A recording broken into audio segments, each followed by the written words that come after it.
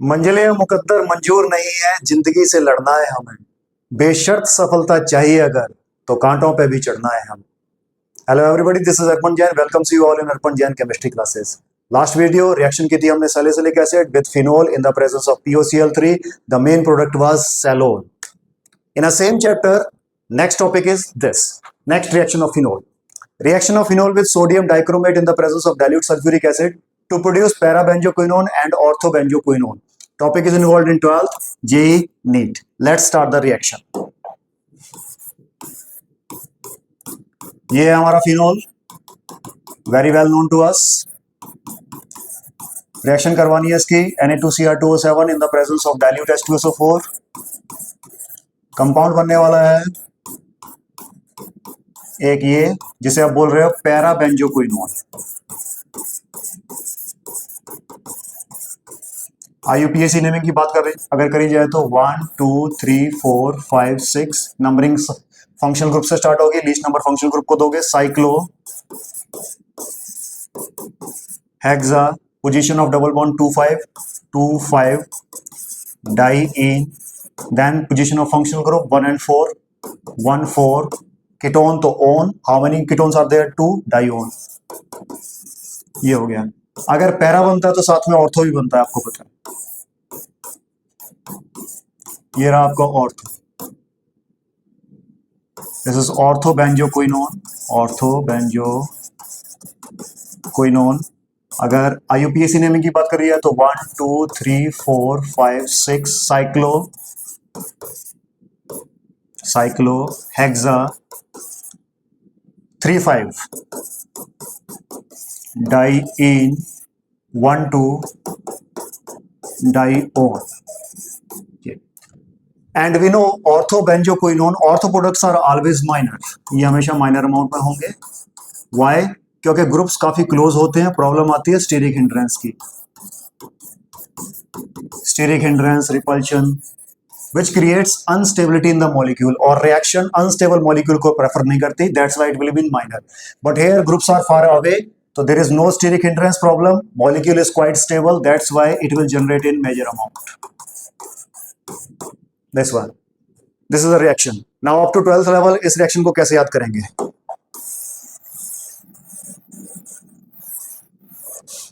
इसको याद करने के लिए आपको इसका नेचर समझना है। Na2Cr2O7 ये नया नहीं है आपके लिए। K2Cr2O7 याद है, पोटेशियम डाइक्रोमेट, 10th क्लास में ही पढ़ा था। Orange colour compound, oxidising agent होता है ये, ऑक्सीडाइजिंग एजेंट। इसका एक जोड़ीदार भी है KMnO4, लेकिन उसका कोई काम नहीं है तो यहां नहीं लिखेंगे। अब K2Cr2O7 की जगह हमने क्या किया है, K की जगह क्या लगा हुआ है, Na2Cr2O7 सोडियम डाइक्रोमेट। नेचर वही रहेगा, ऑक्सीडाइजिंग एजेंट। क्या होते हैं ऑक्सीडाइजिंग एजेंट? जो सामने वाले की ऑक्सीडेशन करवाते हैं।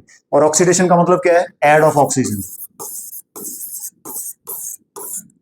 ऐड ऑफ ऑक्सीजन या रिमूवल ऑफ इलेक्ट्रॉन्स। तो ऐड ऑफ ऑक्सीजन। अब ऐड ऑफ ऑक्सीजन देखो आप कैसे हो रही है। अब यहां देखो, इस कार्बन के साथ ऑक्सीजन जुड़ा हुआ है but a single bond. Oxidation का मतलब है आपको ऑक्सीजन के साथ बॉन्डिंग बढ़ानी है। तो आप देखिए, डबल बॉन्ड कर दिया, डबल बॉन्ड कर दिया। अब डबल बॉन्ड होने के बाद ऑब्वियसली ऑक्सीजन हाइड्रोजन के साथ तो बॉन्ड बनाने का नहीं, ऑक्सीजन 2 बॉन्ड बना सकता है, तो आपको हाइड्रोजन निकाल देना है यहाँ पर। दूसरी बात, फिनोल हमारा जो है रेजोनेंस की वजह से यहाँ इलेक्ट्रॉन डेंसिटी इंक्रीज करता है ऑर्थो एंड पैरा पे। अब ये सेकंड ऑक्सीजन कहां से आ रहा है? ये सेकंड ऑक्सीजन आएगा आपका Na2Cr2O7 से, ये वाला सेकंड ऑक्सीजन, सेकंड ऑक्सीजन। और इस ऑक्सीजन को क्या चाहिए? इस ऑक्सीजन को चाहिए इलेक्ट्रॉन्स।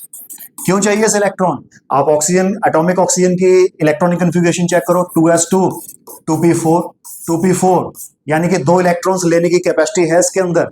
इसीलिए इस ऑक्सीजन को चाहिए इलेक्ट्रॉन्स। अब इलेक्ट्रॉन्स कहां मिल रहे हैं? ऑर्थो एंड पैरा पोजीशन पे। तो जाके वो ऑर्थो एंड पैरा पोजीशन पे जुड़ेगा with highest bonding with carbon, क्योंकि हाईएस्ट ऑक्सीडेशन स्टेट लेके आनी है, 2 बॉन्ड बनाएगा ये। इस तरीके से आप अप टू 12th लेवल इस रिएक्शन को बड़े इजी तरीके से याद कर सकते हो, क्योंकि सिर्फ ऑक्सीडेशन ही हो रही है यहाँ पर। और ऑक्सीडाइजिंग एजेंट कौन है? Sodium dichromate. अब मैकेनिज्म पे चलते हैं। मैकेनिज्म, पहले आपको ये डाइक्रोमेट को समझना पड़ेगा।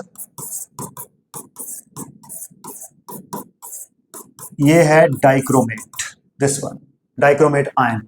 अब यहाँ 2 लॉन पेयर, ये बताइए आपको, यहाँ 3 लॉन पेयर, यहाँ 2 lone pair, 2 lone pair, 2 lone pair और ये 3 लॉन पेयर। और इन नेगेटिव चार्जेस को बैलेंस कर रहा है Na+1 सोडियम डाइक्रोमेट। ये है इसकी स्ट्रक्चर। ऑक्सीजन और सोडियम के बीच में ऑब्वियसली कौन सा बॉन्ड रहेगा? Ionic bond. अब आपको पता है कि इस कंपाउंड को आपको डिसॉल्व करना है डाइल्यूट H2SO4 में। अब डाइल्यूट H2SO4, डाइल्यूट क्या प्रोवाइड कर रहा है? H2O। डाइल्यूट का मतलब है H2O, वाटर, और सल्फ्यूरिक एसिड तो है ही हमारे पास। वाटर हमेशा 2 पार्ट्स में टूटता है, H positive and OH negative. I hope you know how to break them. And H2SO4 भी H positive and SO4 2 negative. तो पहली बात तो ये, जब आप इसको डिसॉल्व करोगे तो हमें पता है कि जब हम आयनिक कंपाउंड्स को पानी में डिसॉल्व करते हैं तो आयनिक बॉन्ड टूट जाते हैं। ये बॉन्ड टूटेंगे, Na पॉजिटिव रिलीज आउट होंगे और वो जाके स्टेबल करेंगे SO4 को। क्या बनेगा?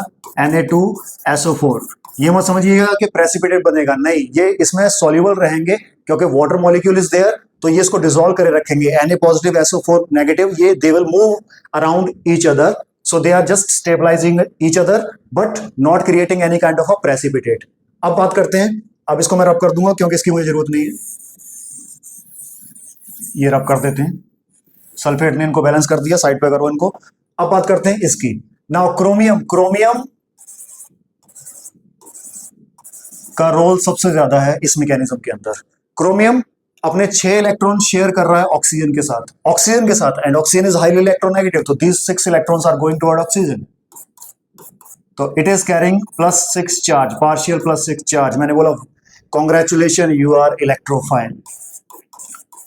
इतना हाई पॉजिटिव चार्ज लेके बैठे हो तो नेगेटिव पार्टिकल तो आपके ऊपर अटैक करेंगे। बोला कौन अटैक करेगा? मैंने कहा वेट कर, अटैक करेगा। कौन है? ये रहा नेगेटिव पार्टिकल, OH नेगेटिव, ये जाके अटैक करना स्टार्ट करेगा क्रोमियम के ऊपर। अब होगा क्या कि क्रोमियम मैक्सिमम 6 बॉन्ड बना सकता है, तो इसका पुराना बॉन्ड यानी कि पाई बॉन्ड, ये इसको तोड़ेगा और इलेक्ट्रॉन्स जाएंगे ऑक्सीजन की तरफ, क्योंकि वेकेंट ऑर्बिटल चाहिए, क्योंकि ये लॉन पेयर लेके आ रहा है डेटिव बॉन्ड बनाने के लिए। बना दो। अच्छा, लॉन पेयर आप अपने आप ड्रॉ करिए क्योंकि थोड़ा टाइमिंग ज्यादा हो जाती है। अब जब ये वेकेंट ऑर्बिटल के ऊपर अटैक करेगा, डेटिव बॉन्ड बनेगा, ये पाई इलेक्ट्रॉन यहां शिफ्ट होंगे। अब आप जरा ध्यान देना, यहां 2 लॉन पेयर थे, अब ये तीसरा लॉन पेयर इसके ऊपर गया जिसमें 1 इलेक्ट्रॉन क्रोमियम का था, तो इसके ऊपर आ गया -1 चार्ज।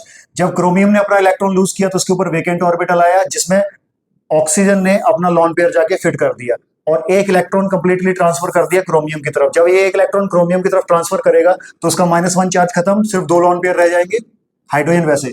अच्छा, इस ऑक्सीजन को वैसे लगा के रखो आप इस तरीके से। तो ये हुआ यहां पर।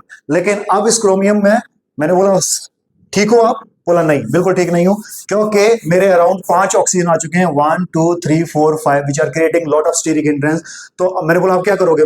बोला रिक्वेस्ट करूंगा एक ऑक्सीजन से, आप चले जाओ यहां से। कौन से ऑक्सीजन से रिक्वेस्ट करोगे?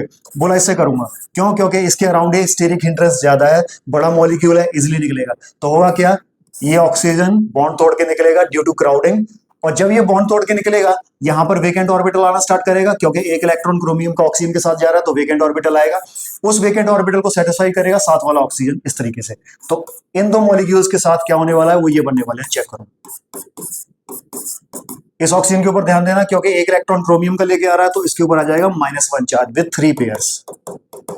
और ये क्रोमियम, ये जो था, ये कन्वर्ट हो जाएगा इस तरीके से, Cr double bond O, OH as it is, ये O negative as it is, और यहां बन गया डबल बॉन्ड ये।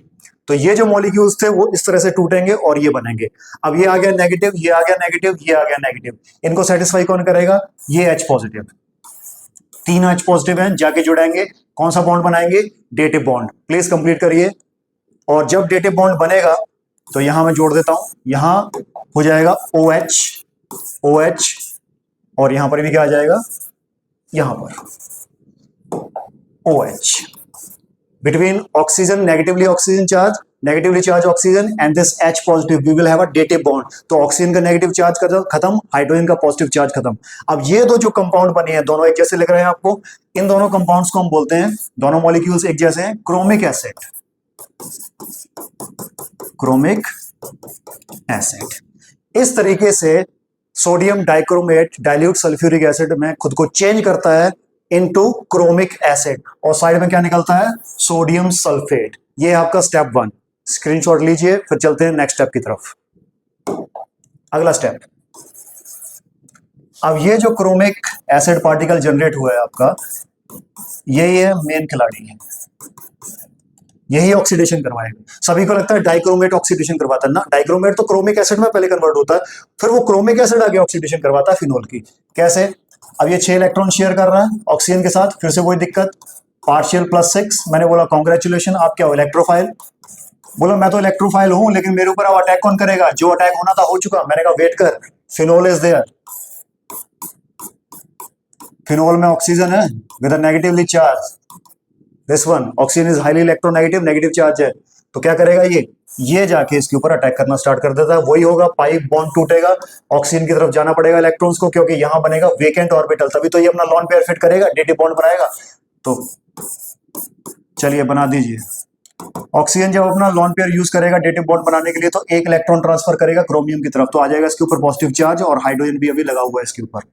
हाँ जी, क्रोमियम, इस ऑक्सीजन को देखिए, एक बॉन्ड तोड़ दिया, लेके चला गया इलेक्ट्रॉन क्रोमियम का, तो इसके ऊपर भी -1 चार्ज। 3 लॉन पेयर कर दो, पहले 2 थे अब 3 हो जाएंगे, जिसमें एक इलेक्ट्रॉन क्रोमियम का है, जिसकी वजह से -1 चार्ज आएगा। बाकी सब कुछ एज इट इज, कोई चेंज नहीं करना आपको, सब कुछ as it is like this. अब ये ऑक्सीजन प्रॉब्लम में आया क्योंकि +1 चार्ज आ गया, तो ये क्या करेगा, हाइड्रोजन से बॉन्ड को तोड़ेगा, इलेक्ट्रॉन वापस लेगा, क्योंकि पॉजिटिव चार्ज अनस्टेबल। यहां से क्या रिलीज हुआ, H पॉजिटिव, ये H पॉजिटिव जाके वेकेंट ऑर्बिटल लेके अपना इस ऑक्सीजन के ऊपर अटैक करेगा, डेटिव बॉन्ड बनाएगा। तो मैं फाइनली क्या ड्रॉ कर रहा हूं, ये सब कुछ होने के बाद आपको मिलेगा ये ऑक्सीजन हो जाएगा न्यूट्रल, क्योंकि अपना इलेक्ट्रॉन वापस लेगा, हाइड्रोजन से लॉन पेयर आ जाएंगे 2, क्रोमियम के साथ डेटिव बॉन्ड बना के बैठा है। ये ऑक्सीजन डेटिव बॉन्ड बनाएगा हाइड्रोजन के साथ, वेकेंट ऑर्बिटल लॉन पेयर को यूज करके, लाइक दिस। अब जब ये लॉन पेयर को यूज करेगा तो एक इलेक्ट्रॉन ट्रांसफर करेगा हाइड्रोजन की तरफ, तो इसका नेगेटिव चार्ज खत्म और हाइड्रोजन का पॉजिटिव चार्ज खत्म, क्योंकि एक इलेक्ट्रॉन उसको मिल चुका है। बाकी सब कुछ वैसा ही। दिस वन, अब मैंने पूछा are you okay chromium, no, क्यों, अभी भी 5 ऑक्सीजन है इसके around, 1 2 3 4 5, still we have a lot of steric hindrance. तो मैंने बोला इसको बोल दे निकल जाए। अगर बोला कि अगर मैं इसको बोल दूंगा कि निकल जाएगा तो रिएक्शन वापस चली जाएगी, ये देखो रिएक्शन विल रिपीट इटसेल्फ। तो हमें वापस नहीं जाना, हमें तो फॉरवर्ड रिएक्शन को कंप्लीट करनी है, हमें चेक करना है प्रोडक्ट कैसे बनेगा। तो यहां से एक ऑक्सीजन को बोला कि आप निकलो, तो अभी ऑक्सीजन निकलेगा तो इलेक्ट्रॉन लेके निकलेगा, मोर इलेक्ट्रोनेगेटिव। यहां आ गया वेकेंट ऑर्बिटल, पॉजिटिव चार्ज। अब वेकेंट ऑर्बिटल को साथ वाला ऑक्सीजन सेटिस्फाई करेगा कैसे, इसकी मदद करेगा हाइड्रोजन से बॉन्ड को तोड़ के, ये लॉन पेयर यहां फिट करेगा अपना, ये जो हाइड्रोजन से बॉन्ड तोड़ेगा अपना इलेक्ट्रॉन यहां फिट करेगा, डबल बॉन्ड आएगा, तो यहां से हाइड्रोजन निकलेगा एज अ H पॉजिटिव, और यहां से ऑक्सीजन निकल रहा है as a OH negative. H positive OH negative combine होकर क्या बनाएंगे, H2O। और यहां इस कंपाउंड में क्या चेंज आएगा, वो आएगा ये, यहां आ गया डबल बॉन्ड, ये निकल चुका है, यहां एक OH और यहां डबल बॉन्ड ऑक्सीजन, ये, और ये लॉन पेयर जरूर फिट कर दीजिएगा। The compound which is generated here, it's an intermediate, जैसे आप बोलते हो phenyl chromate ester, phenyl chromate ester, note करो, ये है आपका second step, phenyl chromate ester will be the intermediate. अब ये फिनाइल क्रोमेट एस्टर क्या करेगा, चेक करते हैं। थर्ड स्टेप,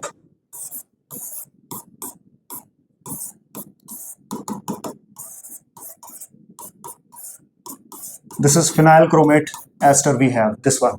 अब क्रोमियम अभी भी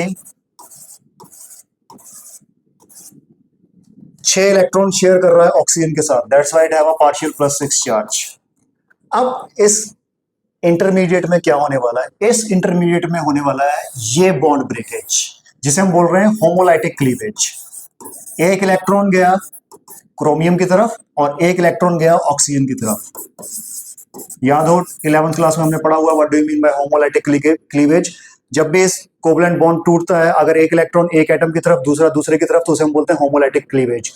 लेकिन मेरा क्वेश्चन ये है कि क्रोमियम होमोलाइटिक क्लीवेज दे कैसे सकता है ऑक्सीजन के साथ, क्रोमियम के पास इतनी हिम्मत कैसे आ गई कि ऑक्सीजन को इलेक्ट्रॉन दिए बगैर बॉन्ड तोड़ के चला गया। अब देखो ऑक्सीजन को बोल रहा है तू अपना इलेक्ट्रॉन लेके जा, मैं अपना इलेक्ट्रॉन लेके जाता हूं। इतनी हिम्मत आई कहां से इसके अंदर? क्योंकि ऑक्सीजन मोस्ट इलेक्ट्रोनेगेटिव है, जब भी बॉन्ड तोड़ेगा तो दोनों इलेक्ट्रॉन लेके जाएगा। लेकिन ये क्रोमियम बोल रहा है एक इलेक्ट्रॉन तू ले जा, एक इलेक्ट्रॉन मैं लेके आता हूं। इतनी हिम्मत कहां से आई? इतनी हिम्मत मिल रही है इसको इन ऑक्सीजन से। These oxygens are pulling these electrons toward itself. So that's why this chromium will become highly positive and electronegative. इसकी इलेक्ट्रोनेगेटिविटी बढ़ जाएगी, इसकी हिम्मत बढ़ जाएगी। अब हिम्मत बढ़ी तो उसने बॉन्ड तोड़ा ऑक्सीजन के साथ और यहां से लेके खुद को निकल गया और रह गया पीछे। ऑक्सीजन बेचारा मुंह देखते रह गया कि इतनी हिम्मत बढ़ कैसे गई इसकी। 1 एम्पियर इलेक्ट्रॉन लेके निकल गया, वो क्रोमियम निकल गया और इसको पीछे छोड़ गया हमारे फिनॉक्सी रेडिकल। क्या बोलते हैं इसको?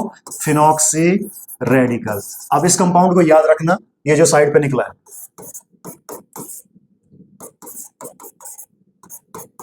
ये जो निकला है इसको याद रखना, अनपेयर इलेक्ट्रॉन के साथ निकला हुआ है। ठीक, अब ये फिनॉक्सी रेडिकल आगे का काम करेगा। क्या करेगा ये?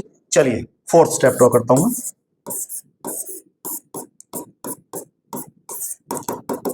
ये अनपेयर इलेक्ट्रॉन है। अब इस तरह का अनपेयर इलेक्ट्रॉन रेजोनेंस शो करता है। रेजोनेंस कैसे शो करेगा? अनपेयर इलेक्ट्रॉन यहां जाएगा, जिनको रेजोनेंस बनाना आता है वो उनके पास कोई दिक्कत नहीं होगी। ये अनपेयर इलेक्ट्रॉन यहां पर आएगा, अनपेयर अनपेयर, तो इस कार्बन और इस ऑक्सीजन के बीच में आ गया डबल बॉन्ड और ये अनपेयर इलेक्ट्रॉन आगे पास हो गया यहां पर ऑर्थो पोजीशन पे। मैंने क्या बोला था? ऑर्थो एंड पैरा पे इलेक्ट्रॉन्स आएंगे, आ रहे हैं। अब ये अनपेयर और ये अनपेयर बॉन्ड बनाएंगे और ये अनपेयर आ गया इस कार्बन के ऊपर। इसी तरह से आप पूरा रेजोनेंस कंप्लीट करोगे। मैं पूरा नहीं करने वाला हूं, बस मैं यहीं तक छोड़ूंगा इसको। अनपेयर यहां पर आ गया, ये यहां पर आ गया, ये दिस वन। आगे कंप्लीट कर दीजिएगा। मैंने बोला था ना ऑर्थो एंड पैरा पे इलेक्ट्रॉन आएंगे, तो ये इस तरह से आ रहे हैं इलेक्ट्रॉन। अब यहां वैसे तो अटैक यहां पर भी हो सकता है ऑर्थो पे, पर आपको पता है ऑर्थो पे क्या दिक्कत है? अगर कोई अटैक करेगा तो स्टीरिक हिंड्रेंस आएगा, माइनर प्रोडक्ट, तो मैं पैरा को लेके चलूंगा। अब ये अनपेयर इलेक्ट्रॉन और इधर अनपेयर इलेक्ट्रॉन है, ये आपस में कंबाइन करेंगे। लेकिन कंबाइन करने का तरीका क्या है आप ये जरूर देखिए। क्रोमियम का अनपेयर कार्बन के अनपेयर इलेक्ट्रॉन के साथ बॉन्ड बनाएगा तो क्रोमियम कार्बन बॉन्ड बनेगा, which is a weak bond. तो होता क्या है कि ऑक्सीजन प्रेफर किया जाता है। ऑक्सीजन क्या करता है? अपना 1 एम्पियर इलेक्ट्रॉन अपने पास लेके आता है, यहां से बॉन्ड तोड़ता है, उस एम्पियर इलेक्ट्रॉन को यूज करता है कार्बन के साथ बॉन्ड बनाने के लिए। तो लीजिए अटैक करिए। मैं इसको चेंज कर देता हूं, यहां एम्पियर इलेक्ट्रॉन आ गया, ये इलेक्ट्रॉन यहीं रह गया, ये यहां पर अनपेयर, ये ऑक्सीजन एज इट इज, ये OH एज इट इज। अब इस अनपेयर इलेक्ट्रॉन से आपको ये बॉन्डिंग देनी है, यहां पर ये चीज हो रही है यहां पर। अब आगे क्या होगा?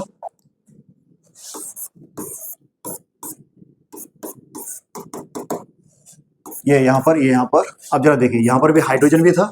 अब इस कार्बन और उस ऑक्सीजन के बीच में बनेगा बॉन्ड, जो कि आगे कनेक्टेड था क्रोमियम के साथ। एक इलेक्ट्रॉन क्रोमियम के पास था, यहां पर एक और था, एक डबल बॉन्ड था और एक OH था।